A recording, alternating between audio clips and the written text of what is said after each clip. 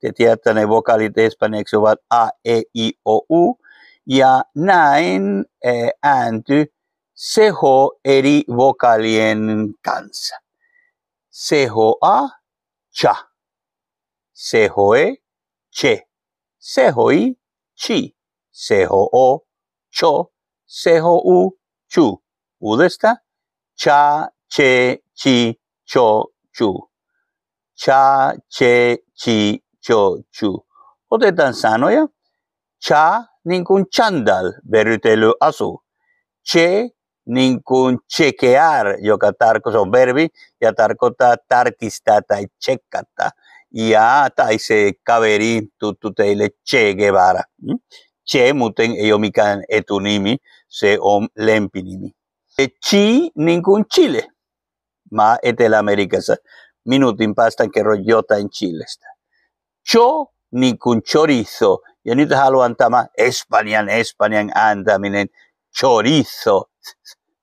Ei chorizo, vaikka minä venezuelalaisena sanoisin chorizo, koska me lausutaan se Z niin kuin as. Silti kyllä tämä on niin espanjalainen, se ansaisi sanoa kunnolla chorizo. Espanjalainen makkara teille tuttu. Ja CHU niin kuin churro, joka se on rasvassa paistettu herkku, joka mennä hirveästi. Mä en ole mitään semmoinen churron kaveri. Mä tykkään enemmän meidän suomalainen pulla, jos verrataan niitä. CH on yksi ääni ja se on cha, che, chi, cho, chu, eli CH plus vokaali.